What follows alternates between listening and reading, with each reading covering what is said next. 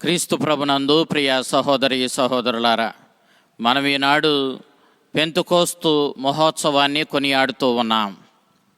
పెంతుకోస్తు అనగా 50వ రోజు అని గ్రీకు భాషలో మనం గ్రహిస్తూ ఉన్నాం. యూదులు పాస్కా పండుగ తరువాత 7 వారాల తరువాత వచ్చేటటువంటి ఈ 50వ రోజును పెంతుకోస్తు మహోత్సవంగా జరుపుకోవడం మనం యూదుల చరిత్రలో చూస్తూ ఉన్నాం. యూదులు జరుపుకునే ముఖ్యమైన 3 పండుగల్లో ఒకటి ఈ పెంతుకోస్తు పండుగ. ఈ పండుగ నాడు యూదులు వాళ్లకు దేవుడు అనుగ్రహించినటువంటి గోధుమ పంటల్లో నుండి ప్రథమ ఫలాలను తీసుకుని వచ్చి దేవునికి కానుకగా కృతజ్ఞతగా అర్పించే ఈ పండుగను యూదులు దేవుడు మోషేకు సీనాయి పర్వతంపై ఇచ్చినటువంటి నిబంధనను స్మరించుకుంటూ ఆ 10 ఆజ్ఞలు పొందినటువంటి ఆ పండుగను కూడా ఈ పెంతుకోస్తు పండుగ నాడు జరుపుకోవడం మనం చూస్తూ ఉన్నాం. అయితే ఈ పండుగకు యూదులు చాలా గొప్ప సంఖ్యలో యెరూషలేములో సమావేశమయ్యేవాళ్ళు.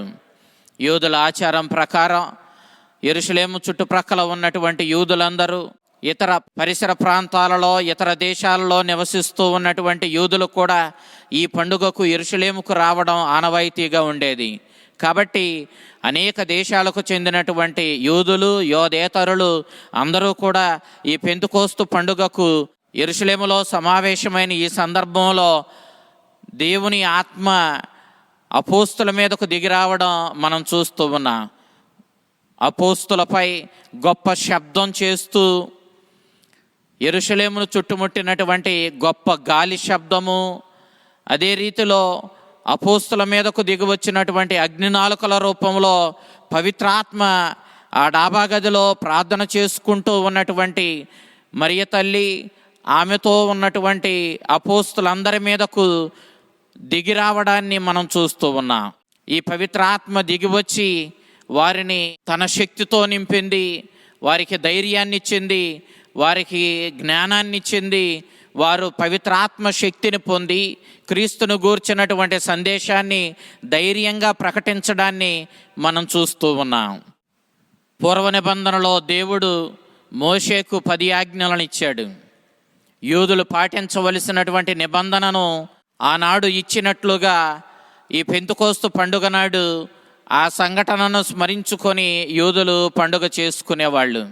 ఈనాడు ఈ నూతన నిబంధనలో క్రీస్తుని యందు విశ్వాసంతో క్రీస్తుని అనుసరించే క్రైస్తవులందరికీ దేవుడు ఒక నూతన నిబంధనను ఇస్తూ ఉన్నాడు. క్రీస్తుని సందేశాన్ని పాటించడం, ఆ క్రీస్తుని సందేశాన్ని ద్రవపరుస్తూ పవిత్రాత్మ ఈనాడు దిగివచ్చి క్రీస్తుని సందేశాన్ని నూతన నిబంధనగా క్రైస్తవులందరికీ అందించడాన్ని మనం చూస్తూ ఉన్నాం. పూర్వ నిబంధన ఒక్క యూదులకు మాత్రమే, కానీ క్రీస్తుని విశ్వసించే ప్రతి క్రైస్తవునికి నేడు నూతన నిబంధన ఈ పెంతుకోస్తు దినాన అందించబడడాన్ని మనం చూస్తూ ఉన్నాం.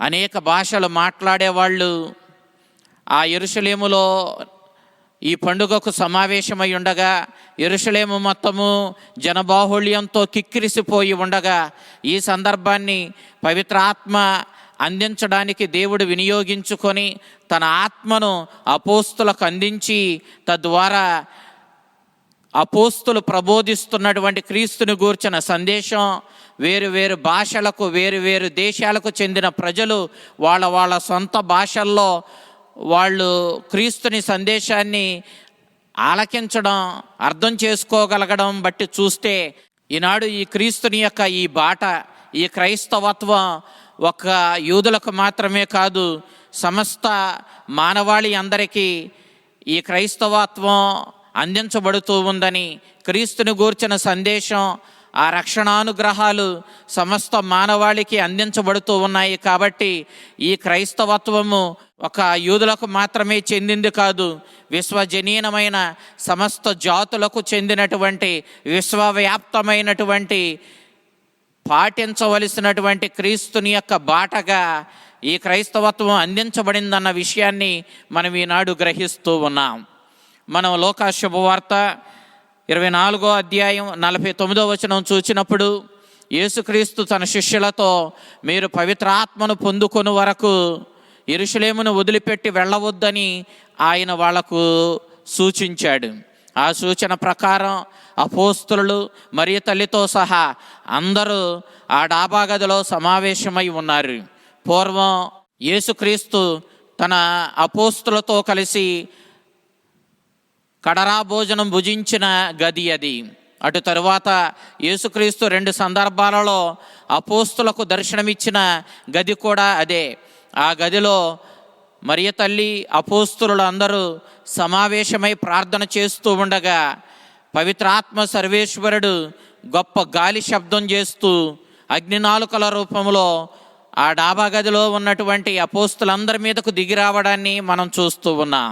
అనగా ఈ సందర్భం మనకు పూర్వ నిబంధనలో నిర్గమకాండము 19వ అధ్యాయం 18వ వచనము ఆ తరువాత వచనాలు చూచినప్పుడు మోషే సీనాయి పర్వతం పైకి వెళ్ళి దేవుని సన్నిధిలో ఆ పొగమంచుతోనూ ఉరుములతోనూ మెరుపులతోనూ కూడినటువంటి ఆ భయంకరమైన వాతావరణంలో సీనాయి పర్వతంపై గొప్ప అగ్నిగా ప్రత్యక్షమైనటువంటి దేవుని సన్నిధిలో ఉండి ఆ దేవుని సన్నిధిలోనే దేవుని స్వహస్తాలతో రాసి ఇచ్చినటువంటి 10 ఆజ్ఞల నిబంధనతో కూడినటువంటి నిబంధన ఫలకాలను స్వీకరించి అతడు తిరిగి రావడాన్ని మనం చూసినప్పుడు మోషే దగ్గర పొగమంచుతోనూ గొప్ప అగ్నితోనూ ఉన్నటువంటి ఆ దేవుని యొక్క ఉనికిని మనం గుర్తించగలుగుతాం. ఈనాడు పవిత్రాత్మ సర్వేశ్వరుడు గొప్ప గాలి శబ్దం చేస్తూ అగ్నినాలుకల రూపంలో అపోస్తల మీదకు దిగిరావడం కూడా ఆ దేవుని ఉనికికి చిహ్నంగా ఉంది. పవిత్రాత్మ సర్వేశ్వరుడు యూదుల భయంతో డాబా గదిలో దాక్కుని ఉన్న అపోస్తల మీదకు దిగి వచ్చాడు. పవిత్రాత్మ సర్వేశ్వరుని యొక్క రాకతో వీళ్ళందరూ కూడా ఒక్కసారిగా శక్తిని పొందుకున్నారు. క్రీస్తును గూర్చిన సందేశాన్ని భయాన్ని వీడి ధైర్యంతో ప్రకటించగలిగారు.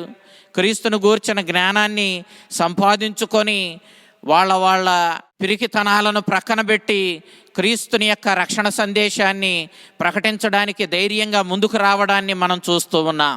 అనూహ్యమైన ఈ పరిణామాలకు ఆశ్చర్యపోయినటువంటి యెరూషలేములో కిక్కిరిసి ఉన్న జనమందరూ కూడా డాబా గది దగ్గర సమావేశమై ఉన్నప్పుడు పేతురు గారు అందరి తరపున మాట్లాడడాన్ని మనం చూస్తూ ఉన్నాం. వేరు వేరు దేశాల నుండి అక్కడ సమావేశమైన ప్రజలు, విద్య లేనటువంటి గలిలయ పరిసర ప్రాంతాలకు చెందినటువంటి ఈ అపోస్తలులు, క్రీస్తుని శిష్యులు ఈనాడు అన్ని భాషల్లో మాట్లాడగలగడం, అంత ధైర్యంగా మాట్లాడగలగడం చూచి అక్కడ వేరు వేరు దేశాల నుంచి ఉన్న వాళ్ళందరూ కూడా ఆశ్చర్యపోయారు.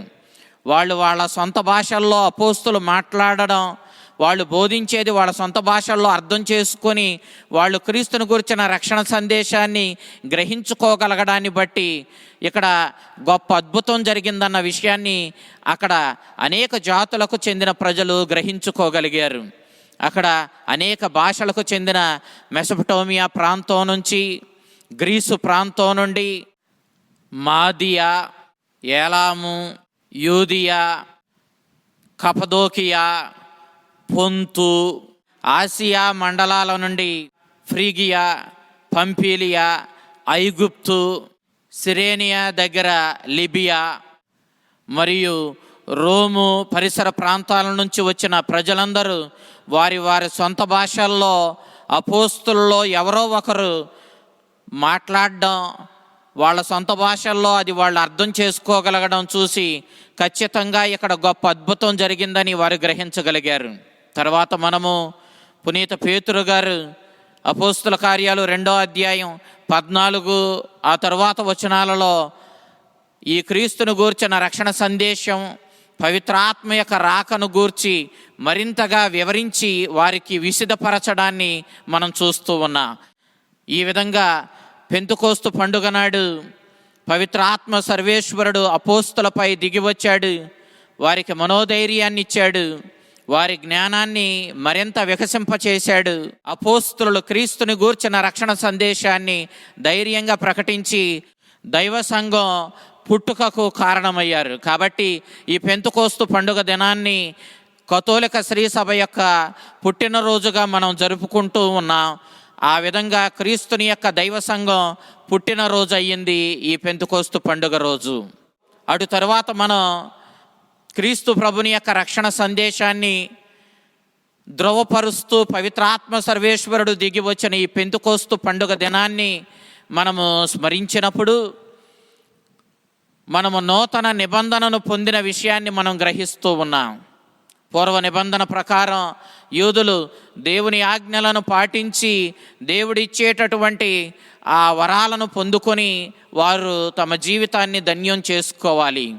ఇక ఈనాడు ఈ నూతన పెంతెకోస్తు పండుగ దినాన పవిత్రాత్మ సర్వేశ్వరుడు సినాయి పర్వతంపై మోషేకు 10 ఆజ్ఞలు ఇచ్చిన రీతినే గొప్ప గాలి శబ్దం చేస్తూ అగ్నినాళికల రూపంలో దిగివచ్చి నూతన నిబంధనను మనకిస్తూ ఉన్నాడు.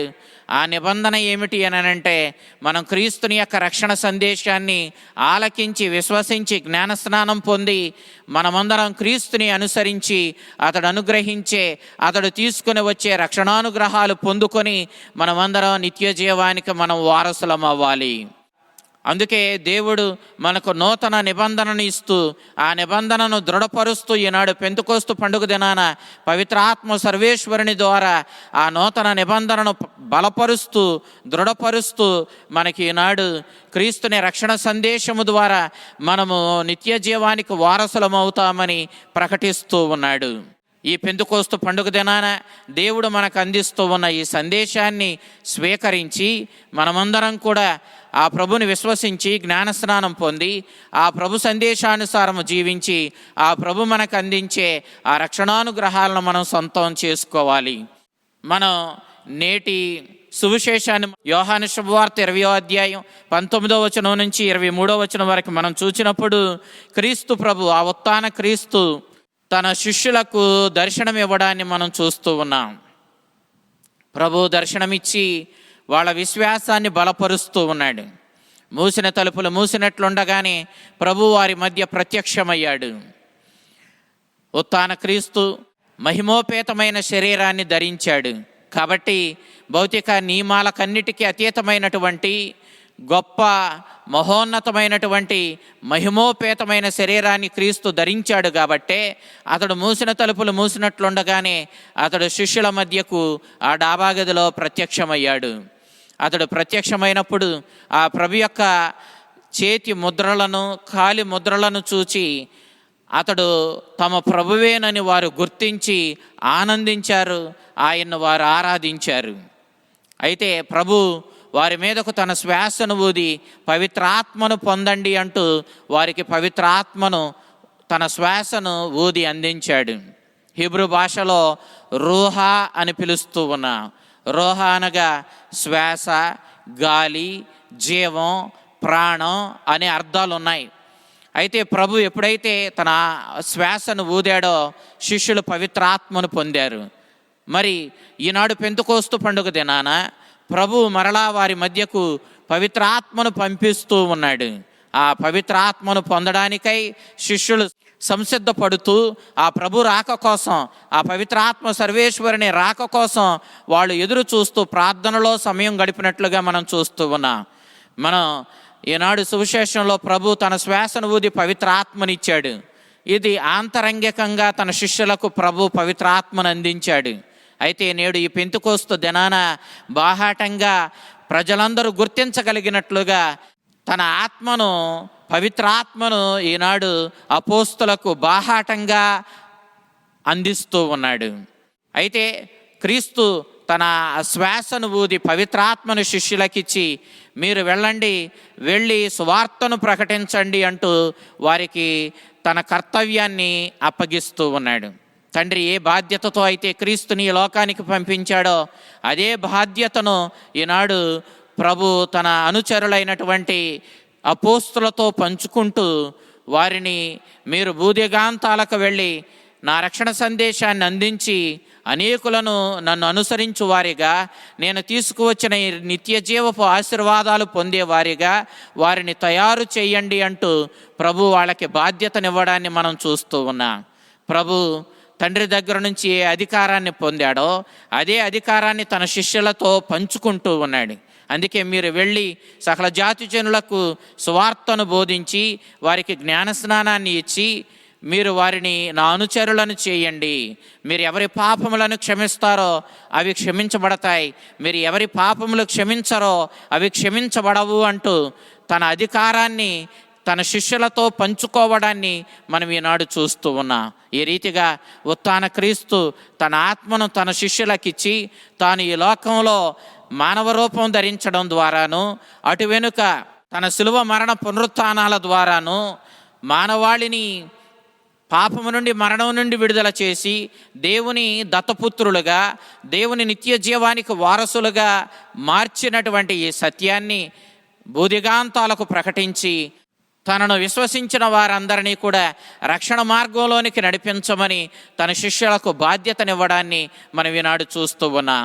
అటు తరువాత పవిత్రాత్మ శక్తిని పొందుకున్న ఈ అపోస్తులు భూదిగాంతాలకు వెళ్ళి క్రీస్తుని రక్షణ సందేశాన్ని ధైర్యంగా ప్రకటించి క్రీస్తుని జ్ఞానాన్ని, ఆ రక్షణానుగ్రహాలను సమస్త జాతులకు అందించి అనేకులను, సమస్త జాతులను క్రీస్తుని రక్షణ మార్గంలోనికి నడిపించి క్రీస్తుని వరమైన నిత్య జీవంతో నింపడాన్ని మనం చూస్తూ ఉన్నాం.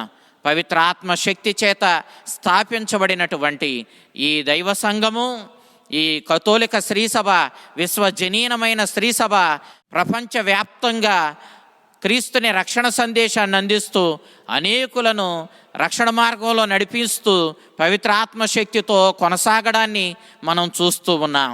మనమందరము పవిత్రాత్మను పొందుకొని ఉన్నాము.